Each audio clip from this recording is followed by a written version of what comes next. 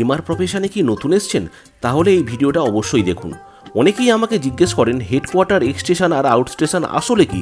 চলুন 1 মিনিটে পরিষ্কার করি। হেডকোয়ার্টার হচ্ছে আমাদের মূল কাজের এরিয়া। যেমন ধরুন আমার হেডকোয়ার্টার হাওড়া স্টেশন থেকে প্রায় 20 কিলোমিটার পর্যন্ত এলাকাকে সাধারণত হেডকোয়ার্টার ধরা হয়। তারপর আসে এক্স স্টেশন, অর্থাৎ 20 কিলোমিটারের বাইরে ধরুন 21 থেকে 80-90 কিলোমিটার পর্যন্ত দূরত্বকে এক্স স্টেশন ধরা হয়। অর্থাৎ এই জায়গায় আমরা বাইক বা বাসে করে গিয়ে কাজ করি এবং দিনের শেষে আবার বাড়ি ফিরে আসি। আর আউট স্টেশন হচ্ছে সেই জায়গা যেখানে গিয়ে দিনের শেষে বাড়ি ফেরা সম্ভব নয়, সেখানে আমাদের হোটেলে স্টে করতে হয়। যেমন ধরুন শিলিগুড়ি থেকে দার্জিলিং, মিরিক বা গ্যাংটকে যারা কাজ করতে যান তারা কিন্তু সেদিনকে বাড়ি ফিরে আসতে পারেন না, তাদেরকে কিন্তু সেখানে স্টে করতে হয়। সেটাই হচ্ছে তাদের আউট স্টেশন।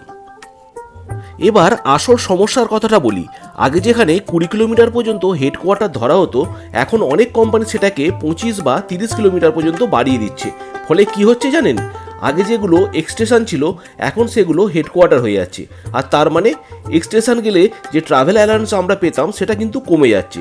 এটা কি শুধু আমার কোম্পানিতেই হচ্ছে নাকি আপনাদের কোম্পানিগুলোতেও হচ্ছে? একটু কমেন্ট বক্সে কমেন্ট করে জানাবেন প্লিজ।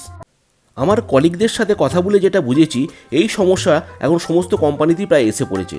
তা যাই হোক, আমার ভিডিওটা ভালো লাগলে একটা লাইক করবেন আর কমেন্ট বক্সে কমেন্ট করে জানাবেন।